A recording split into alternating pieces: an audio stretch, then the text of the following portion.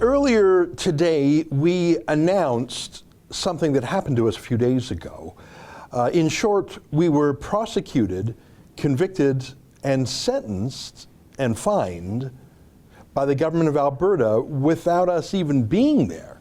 They had a secret hearing. We still have not seen any complaint against us, but a new position called the Alberta Elections Commissioner. That's not Elections Alberta that runs the election. This is a new partisan appointment by Rachel Notley, sort of a hunter-killer of her enemies, who's already gone after the Taxpayers Federation, a pro-life group. Alberta Can't Wait, I think that's Prem Singh's group. They're coming for us. And even though when they first sent us a letter last month, we immediately replied with our lawyer saying we're ready to engage with you, they did not even let us know there was a hearing. We weren't there. And we still don't know who the complaint was, but we know this, that we have been fined $5,500, and that can only go up.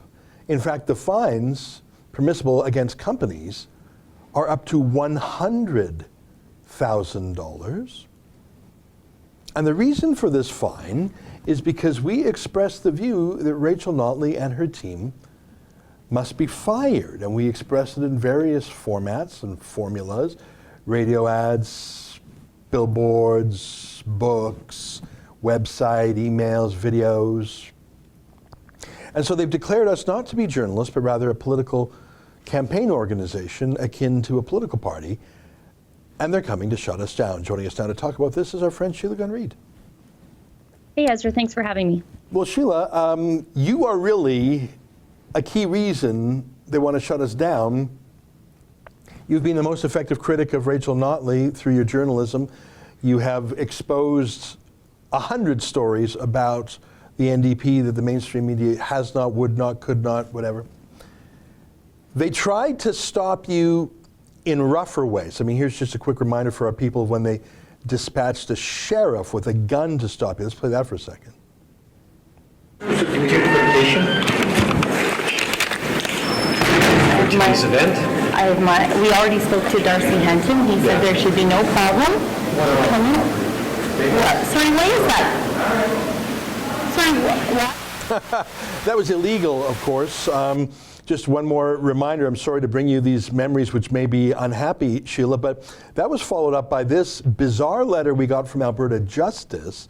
Let's put that on the screen for a second, I'll read it to you. It says, and this was written to our lawyer, our clients, that's referring to Rachel Notley, our client's position remains that your client, the rebel, and those who identify as being connected to your client are not journalists and are not entitled to access media lockups or other such events. Thank you for writing. So they actually sent us a letter saying we were banned from public property, public events, because in their opinion, Rachel Notley and her team says we're not journalists and so we're banned. Now that was illegal as well, and that was laughed off too. But I guess this is take 3, Sheila, and they're serious this time. Well, it might even be take 4.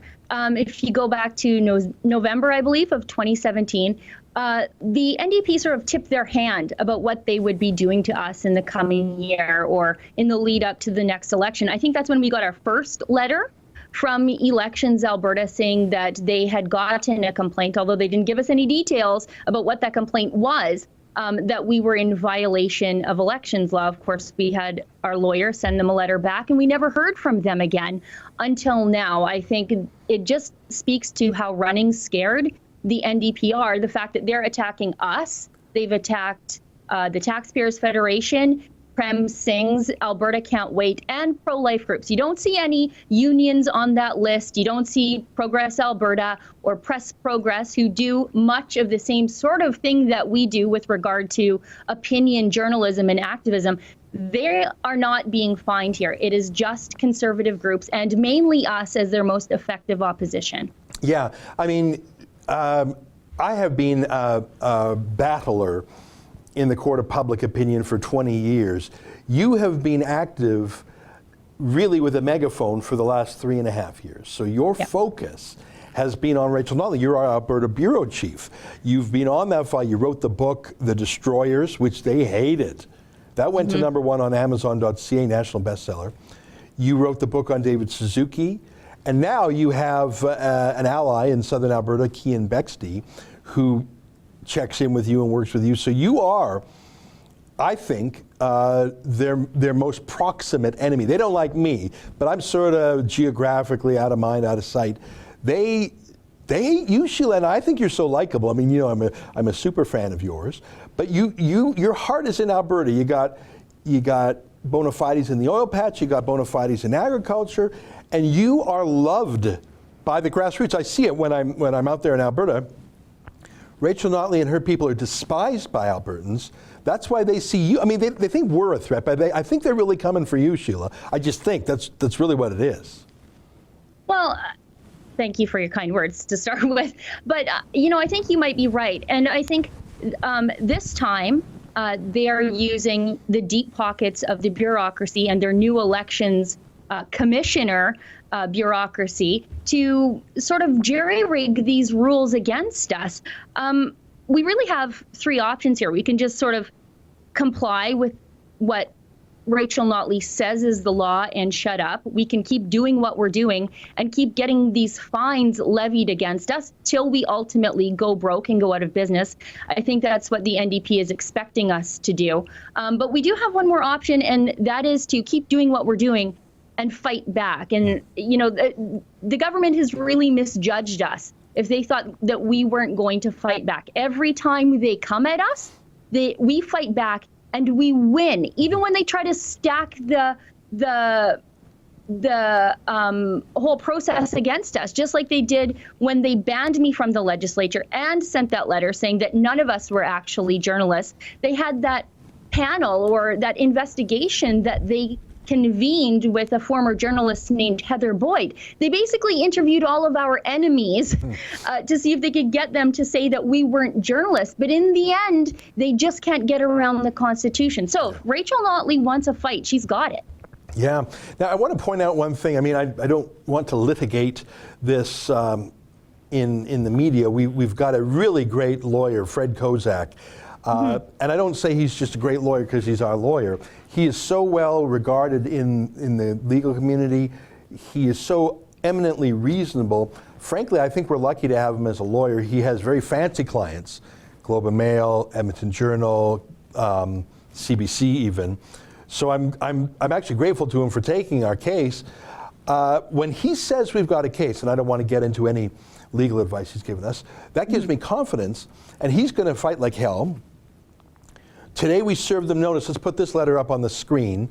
Today this letter went out from Fred Kozak, our lawyer in Alberta, to the government of Alberta saying that we intend to appeal both the conviction and the fine of $5,500. So we're not going to mess around. I should tell you, Sheila, that Fred, very reasonable fella, reached out. Like when we first got that threat letter over Christmas, Fred immediately wrote back and said, all right, can you show us the complaint? What exactly are the details? Who complained? What did they complain about? By the way, you know we're journalists, covered by the journalist exemption. And he had a back and forth with these hunter-killers of Rachel Notley's office, and they pretended to be reasonable. For example, and I'm just going to tell you this, and I've made a larger video on this at the website, standwiththerebel.com, but Fred said, all right, can you give us, if you want us to answer the case against us, can you give us a copy of the complaint? Duh, how can we possibly answer? And they wrote back saying, sure, we'll get back to you on January 15th. So we said, okay, on January 15th, we'll have to see what the charge is against us. They convicted us, Sheila, on January 14th. So they said, okay, we'll give you, not really disclosure, but we'll show you the complaint against you, we'll show you the case against you, so you can reply. We'll talk to you on the 15th, and we all said, okay, fine, and Fred Kozak said, fine. And then they went ahead and convicted us on the 14th. We didn't even know that we were on trial then. We didn't even know we still don't know the complaint against us. We didn't have a chance. Like, that's insane. That's against the law, by the way. The law specifically says that we have the right to reply before any conviction. Yeah, you know, as I was thinking of this, I found it very reminiscent of the Accurate News and Information Act brought in by Bible Bill Aberhart back in the 30s. Back then, if journalists didn't print what the government wanted, then they had to print a rebuttal on behalf of the government if something the journalists printed was found to be inaccurate by the legislature. And if journalists didn't comply, they were levied fines by a panel without trial, without any sort of involvement in the process, of thousands of dollars. That's what we're seeing right now. We're doing things that are not approved by Rachel Notley's government, and they're levying fines against us without our participation in the process. And I think it is very, very interesting in the coming days and weeks to see who stands with us here. We know that back then, the Edmonton Journal actually was honored by the Pulitzer Committee for their work to overturn that law. And in the interest of freedom of speech, they were actually one of the only journalistic organizations outside of the United States at the time to receive that honor. And Alberta's newest senator is Paula Simons. She is a former Edmonton Journal journalist. Let's see how independent she really is from that Liberal caucus. We'll see whose side she stands on here soon enough. You know, that is a great point. And of course, a $5,500 fine, while a pain in the neck, that's not going to destroy the rebel. But the law specifically provides for $100,000 fines, and it even gives unlimited powers to apply for injunctions. That could possibly be to shut down our website, for example. I mean, an injunction could be anything. Yep. So you're so right. I mean, we know that our competitors don't like us because we're competitors. We eat their lunch. We're not taking government cash like they all are. But it'll be interesting to see if they can separate their personal distaste for our politics and our personalities from what Rachel Notley is doing here, even if they don't like our coverage of Notley or David Eggen or whatever. How do they feel about the government fining media companies without even inviting them to the trial? And by the way, one of the investigators, Sheila, who's investigating us, used to work for the Human Rights Commission, the same folks who took me to issue for publishing the Danish cartoons of Mohammed. So it's no surprise that they're cutting legal corners. We have to fight back. Like the idea of paying this fine is unthinkable to me, not because it's $5,500. I can assure you we're going to spend a lot more than $5,500 on this law firm. It's that I cannot give money to the government because we did a video or a billboard or a book or whatever. There's just no way we're going to pay a $5,500 charge for having an opinion and expressing it lawfully in a free country. And there's just no bloody way, even if we were wrong, which we're not, that we would allow this kangaroo court to convict us without us even being there. When they told our lawyer they would give us the information, and they lied. There's just no way. I mean, I don't want to wrap up the rebel. I don't want it to be torpedoed with a $100,000 fine. I don't want it to be shut down. But neither would I ever run the rebel that was submissive to Rachel Notley, Justin Trudeau, or any other politician. I think Rachel Notley is about to make an international embarrassment of herself yet again. She ended up in making international headlines when she threw me out of the legislature. She ended up making international headlines when she sent a legal letter saying that her opinion was that I'm not a journalist and that should be the law of the land now. And she's about to make an international idiot of herself when she says that journalists are in contravention of the law when they do things that are critical of the government. That is what this comes down to. And this just isn't a fight about us. Sure, we're the targets, but this is really a fight about not just our friends on the right. So not just the Canadian Taxpayers Federation, not just our friends at Alberta Can't Wait. This isn't even a fight to allow pro-life groups to speak their mind about the government censoring them. This is a fight to separate journalists from being under the thumb of the government. Some journalists, of course, they like that because everything they write is really an audition for a job with Rachel Notley's government. But we have to do this to maintain our journalistic independence. And this is a fight that we have to fight and win. Yeah. Well, I want to say to our viewers, and anyone who's watching this obviously is a subscriber to our $8 a month premium content, and I thank you for that support. we can survive a $5,500 hit, but we're not going to pay that. So I'm choosing not to take the easy way out. I'm choosing to take probably a $30,000 legal appeal. And what I don't want to have happen, but might well happen, is that we get fined $100,000. That's what the law permits. And maybe another $100,000 for the next time we do it. And I have to say that if we don't win this legal fight, we will be out of business. I could not come up with $100,000 to pay a fine. We just don't have it. I would rather fight and die than not fight, though. And this is live free or die. Those are really the only two paths here, Sheila, because I'm not going to pay the submission tax. I'm not going to pay the $5,500. I can't do that. I won't sign the check. My hand won't do it. So we're either going to fight and win, or we're going to fight and die. And for folks who believe that this is a fight worth fighting, they can go to standwiththerebel.com. Last word to you, my friend, because you are the pointy edge of the spear out there. I suppose I am.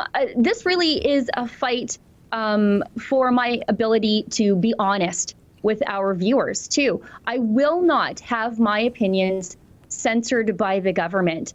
You pay me for my honest opinion, and I give it every single day about Rachel Notley or Justin Trudeau or the culture war. And if we don't win this fight, there's really not a role for someone like me in Alberta media. So if our viewers want to see us going, we really need their support here. Yeah. Well, the website where we have both their letter announcing that we were convicted at a trial we weren't even invited to. I mean, that's as bad as the Human Rights Commission. Yeah. And our lawyer's response today saying we're going to appeal. People can find both of those legal documents at standwiththerebel.com, as well as more facts on this and a special 10-minute video I made going through the history of it. Sheila, thanks for fighting. I have to say, and I said this in the video, that this decision that I am making, and it's me alone, I've had the advice of our lawyers, and they said, and I won't give away legal confidences, but this, to choose to fight is to choose risk. The zero risk way out of that is to pay the $5,500 and submit. There's no risk if you do that. And we're going to turn 4 years old on February 15th. That's going to be the 4th year birthday of the Rebel. And I want to live to see that day and many other birthdays also. But I also know that by choosing to fight, we are risking the entire operation. We are risking every penny we have and every penny we don't have. We are risking injunctions. We are risking everything. And that's what it's come down to. This is the fight. They chose it, not us, but we will meet it. And what can I say? I hope we live on, Sheila. If we don't, I want to let you know that meeting you and getting to work with you and supporting your own journalism has been one of the proudest things that we've done here at the Rebel, and something I'll always look back on as a great achievement. Even if the Rebel is to be killed over this battle, your role in our company has been one of the favorite things for me. Oh, thanks, boss. But you know what? They don't call us the Rebel for nothing. So these fights are made for us. And Rachel Notley has a track record of losing to me and to you. So here's to that.